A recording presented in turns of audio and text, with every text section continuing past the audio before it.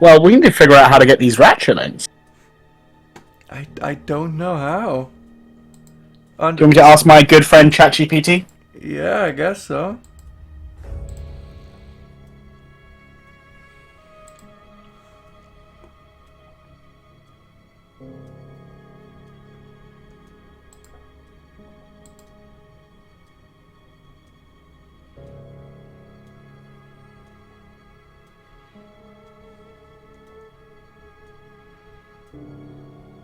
Ratchetings, as with many other items in Fallen London, can be acquired through multiple methods.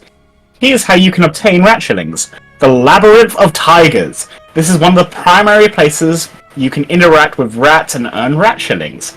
Rat catching. There are opportunities scattered throughout the game where you can engage in rat catching, and this may yield ratchetings. I believe in our house we can actually go and catch rats. But we've Although never we once haven't gained seen a rat shilling. We only gain rat's tails. Well, I'm so sorry, rats, but we must leave you then.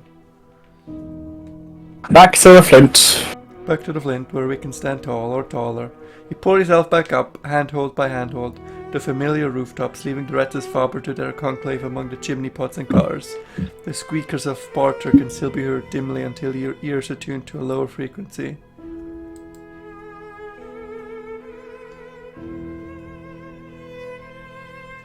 So far, the flit is has not been the best for us. Well, let's hold off judgment till we have fun with the Fisher King. Alright, let's have fun with the Fisher Kings. The Fisher Kings, the urchins who yank hats and handkerchiefs from citizens in the street below, often visit the flit. We can speak softly to the little villains. Let's spend a confident smile, and let's go. You failed, but we can re-roll. And you failed. You'd heard mutton weasel was a compliment among their kind. Apparently heard wrong. Time to retreat. Oh, damn it. Stupid ass children. Let's Try again? Or are we moving on? Let's call in favors. We don't have any favors. We don't have any favor. We don't have any friends. We don't have Criminals 3. We have 1. We don't have Revolutionaries 3. We have 1. We don't have Favors Urchin 3. And we don't have Criminals 5. Alright, a song. You've unlocked this by not having any. Ho yo to ho. My brain auto completed how you would say that phrase, and it was in no reality was it that. And we can't do that because this requires fate. Ah. So really, the flit was kind of pointless for us. Well, we know we need ratchetings, we just don't know where to get them. Sunless Sea, intruding upon rat larceny, a team of masked burglars rats stagger from an alley hoisting a timber sea chest on their backs. You unlock this by not having any dispose of whisper-locked sea chest. Can we do anything with this? Oh, we can. Oh look, it is now it says Sunless Sea. I own that game. I played it. I loved its atmosphere. But when I died, I didn't really ever want to replay it because right. It didn't feel like a game I wanted to get better at. Well, it's a roguelike, right? So when you die, you go right back to the beginning. It's not really a roguelike. It's the same world. It's just every time. Nothing changes, really. But I didn't want to redo all of the same things to possibly get better at it. Because I didn't even understand how I could start to get better at it. No, that makes sense. So, a team of masked burglar rats stagger from an hoisting a timbered sea chest on their backs. One of them sees you. Halt, bells, biggin, scarper! So rodents disperse in the drain pipes and gutters, their pilfer chests thuds onto the cobbles. It is a whisper lock. The cobweb light silver tumblers turn beneath the slightest breath. Speak the right words in the right order and they'll align. You'll never be able to open it, but perhaps you can sell it to someone who can. Sell it to a blind bruiser who asks no questions. Sell it to a sea captain of your acquaintance. Or deliver to the constables. Okay, well I see, the lawful good option is to deliver it to the constables. We are a detective, still, technically. Yeah, but are we a good cop or a bad cop? We're not a bad cop because they they destroyed a whole profession. That's true. You know, I mean, if I choose between a good cop and kneel on your neck while you plead to just live cop, I think I'll prefer to be a good cop. yeah, I guess the phrase bad cop had a much better connotation back, pre-2010, when he was just a guy who, knows a couple of criminals and is cool with it. Yeah, especially in the older days where the police wasn't seen with the respect of today, but they were just another gang in the city. Yeah. Then bad cop really used to mean something. Nowadays, it's just your racist uncle that joined the police force so he could yell at minorities without question. Luke, how do you know my uncle? Alright, let's deliver it to the constables. The desk sergeant stares at you, then at the chest, then at you. His moustache quivers, one treacherous tear intrudes upon his pudgy cheek.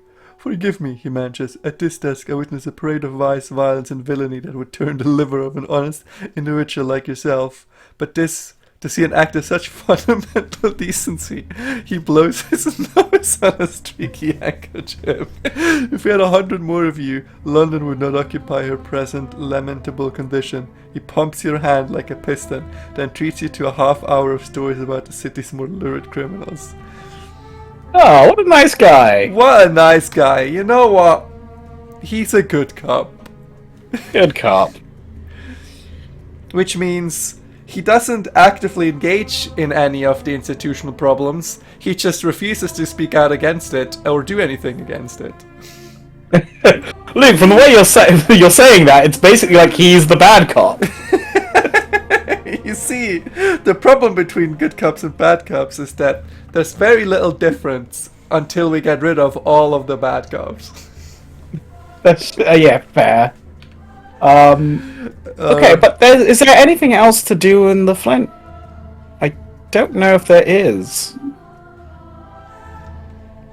Well, I just keep pulling our cards before we exit the Flint.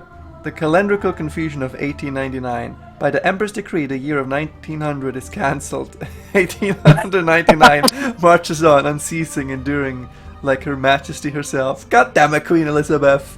The ministry enforces a ban on calendars showing the year is 1900. The same seal they apply to street maps of London. Londoners are seasoned cohabitants of the absurd, but new absurdities pose new challenges, new opportunities, and new vistas of disproportionate and inappropriate behavior. I didn't realize London in this universe had the same attitude towards truth as like North Korea. Where they'll just make up some rules like, yep, now golf is not actually golf. And then that's it. That's it. No one can ever play golf again. You have to invent a new sport called Rolf. Yeah. So we can search for the source of the confusion. What's going on here? Perhaps you slept through the Emperor's pronouncements. Perhaps you made a point of not attending. Perhaps you simply had better things to be doing at the dawn of a new year. Or diffuse a society feud. Well, we have no chance of doing this. Let's search for the source of the confusion. Yeah. We unlock this by not having no unopened bottle of broken shine 89. Sometimes these things are the wildest things that I'm like, what how would I ever have this? Well, I'm wondering, like, when will we get to a point where we actually have some of the stuff and it will say, sorry, you can't do this. You see, you have a bottle of unbroken giant. And you see, that means you can't do this event. At that point, we made it. We made it to Fallen London. Right now, we're in Schmalen Schmondon. Schmalen Schmondon. It doesn't take long to find a copy of the Empress's speech. They're all over the city, pinned to trees and pasted to walls, crumpled through letterboxes and mashed into paste underfoot. The ministry clearly wants everyone to see. The speech is long and tortuous and overly formal, but the gist of it sums up in what is clearly meant as the heart of the pronouncement. We did not abandon our husband. We shall not abandon our century. In short, the year 1900 is cancelled, effective immediately. December 31st, 1999 was followed by January 1st, 1899, with the intention that the second attempt of the year would be even better. We should have done that with 2020! Can you imagine? We should have done 2020 again, but better, because it was so shit. Just do it again, guys. Oh yeah, no COVID. COVID's not real. We're January 2020. It hasn't hit us yet. We're cool. Hints of the calendrical confusion, Little London. Here, 1900 scrawled defiantly on a wall. There, people are not looking as hungover as you might expect following the turn of the century. A servant in his amused lordship collars, cramped out in the street with a teetering cartload of wines, presses a bottle into your hand with a pleading look. Please, we don't have room in the cellars and he can't bear to look at it. Oh, we gained an unopened bottle of broken china in 899. We've made it to fallen London. Oh shit! We're in the real fallen London! Onwards! Let's go! Let's see what this new fallen London has for us. Alright, well, it takes us away from the flit, because the flit has nothing for us. Okay, so I'm going to cross that off, and then the next thing I have is in Moloch Street. There is another making your name for yourself.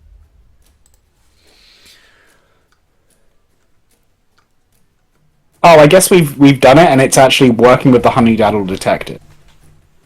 We can do this again, but I think this just gives us some stuff, unless we pay fate. Ah, is it?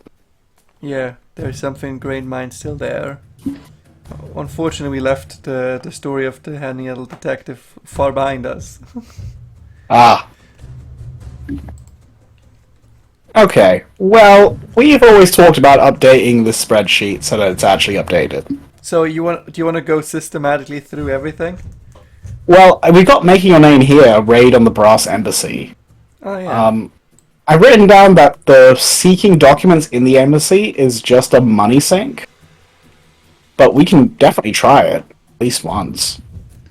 Well, it took a lot of actions, and in the end we can sell the documents, right? And yeah. Well, let's try this, Making Your Name. Why can't we do it? Because we don't have 250 souls, and we don't have 500 never cold brass livers. Well then.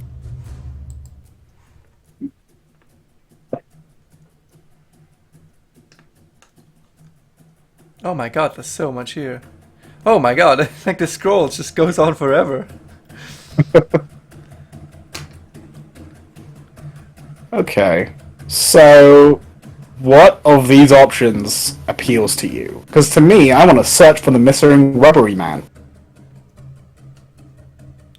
I kind of want to spy on a tomb colonist. Okay, let's spy on the tomb colonist first. What is that bandaged many times dead woman up to? A stern lawyer will pay to find out. Follow at a respectable distance. The tomb colonist is slow, but keen-eyed and patient. It will take skill to observe and be observed. You follow the bandaged woman as she makes her ponderous way across the city. She visits both brokers and ship captains. It becomes clear that she's buying up tremendous quantity of building materials, mainly steel and marble, and having it shipped across the Untersee to the tomb colonies. The stern lawyer is pleased with your intelligence, but it's the same question that you do. What are the dead men building? Your pay disagreed. Okay. We succeeded. Why does it give us the option to try again? Well, let's pick her pocket. Ah. Yeah, let's pick her pocket. A strange shopping list. You follow the bandaged woman as she makes her ponderous way across the city. As she boards a handsome cab, you jostle her and slip a hand inside the satchel. You take some papers and leave swiftly as she hisses at your clumsiness. The papers are a shopping list of sorts. The tomb colonist is buying a tremendous quantity of building materials. But the outcome is ultimately the same. Okay, so all we know is that they're building something. They're building something, those tomb colonists. Maybe they're building a sanctuary for a missing robbery man. A trader in deep amber is concerned that his robbery man contact has gone missing. Can you help? Well dressed with like facial appendages, robbery men do or stand out, but it's a big city and you've little to go on. Where to start? You suspect robbery man to have been the victim of mob violence, but a few people have seen him, and you send out word that your contacts are to look for him. You get lucky. Since when do we have contacts? Contacts. The robbery man has been spotted on a number of occasions occasion in Vale Garden. You track the fellow down to a grimy honey den. When he returns from his dream world, you persuade him to honor his trading obligations, and he goes immediately off to meet your employer. You're paid a cut of the next deep amber deal. We gain a lot of stuff, but it's never any stuff we need. Yeah, so all of this I think we can assume is just filler. Probably. Let's scrutinize an infernal contract. The brass embassy is so tangled in paperwork that hell itself is recruiting temporary staff to handle the backlog. For details on completing Form B7124 Autocannibalism, please read guidelines on Form X987II Victimless Crime. How is... Wait, it's autocannibalism eating yourself? Yeah. Fair enough, it is a victimless crime. Please note that Chit K6578 Parasite requires a signature form for next of kin. Please use red ink only. It is grim work, but fascinating. Who knew there were so many evildoers in the world, and that so few of them know how to spell? You discover a few intriguing tidbits about the private members' clubs in Big King Square, and several appalling hushed-up crimes from yesteryear. Upon your release, you cut a deal with the bespectacled devil to keep these secrets in lieu of payment. Cool. Cool, I guess. I do love the idea that the devil is just kind of drowning in paperwork. Like... Just, okay, this one tries to offer me a goat for power, this one is going to sell their soul for another shot at life. So much. This one broke their contract. I gotta go turn him into a slime monster. I don't have time for this. Okay, so I don't think there's anything here for us. What I would like to do is to go to Vale Garden.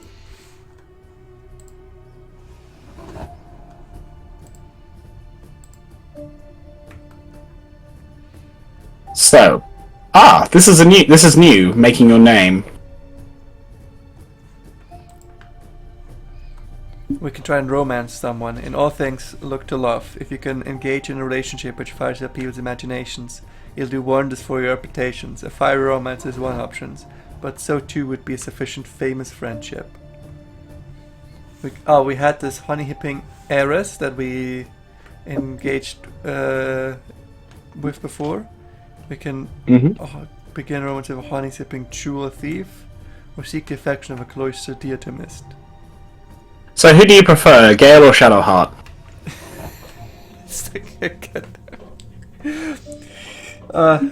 You're never gonna stop making Baldur's Gate 3 references. No, I will never stop. I'm a fan of Shadowheart here. Fine. Look for an option in Vale Garden to first the two. Alright, I guess to Vale. Wait, we're in Vale Garden. We're in Vale Garden. Share our dream of the honey-sipping heiress. Why not invite her to dream with you again, just to see what happens? Let's indulge her, play as a taste of luxury. Should take her to a dream that surpasses even her expectations. Yeah. You hold the young lady's hand as you slip into a dream of winter. You're on a horse-drawn sleigh, wrapped in furs as warm as toast. You're racing through a landscape of snow and ice and evergreen beneath. The sky frosted with stars. The wind is whipping her hair back. She's laughing with joy as she leans into your shoulder.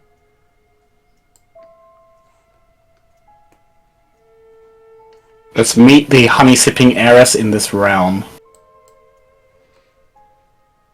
You dream together, but little else. Would you like to experience something of her life in the real world? Yeah, let's accompany the lady to a society party. The life of the heiress has its advantages. Your friends live at the center of a constant world of extravagant entertainment, but will you be accepted? You dress for the occasion and affect your best upper-class manners. You're a sensation! She's never happier than with you open upon her arm. You delight her friends, and there's so much wine that no one will ever notice that you abstracted a whole case of it. Nice, we're still thieves. Got it. Yep, straight up stole a bunch of wine, but they're rich people, so who cares? So is there anything else to do in making your name a noble relationship? Or is it just there forever? Well, I guess we can continue this until a certain point, and then Yeah. this will continue, right? Like, Okay. if we do this, we'd need to further seduce her. Ah, I see. That's part of it. Okay. She's keen to experience the seamier side of all London, so we can take her to a tavern, take her thieving, or demur. She may think she wishes to see how the less privileged live, but that's only because she doesn't understand anything about it. Well, apparently she's gonna love thieving. Apparently. I don't know what kind of women you're into, Luke, but this one likes thieving. We could, yeah, we can get some thieving. Or we could, yeah, you can just take her to a pub. I think, yeah, in real life, that's the most reasonable option. To a pub. Good breeding. What? Thanks, Von London. I love some good breeding. A lady of her class is trained from birth to be at ease in any company. She treats the Medusa's head as if it were her aunt's parlour. She effortlessly charming to everyone, no matter how degenerate. Later she presents you with a gift to thank you for the most thrilling evening of my life. Which is more wine. We should probably sell some of this at some point.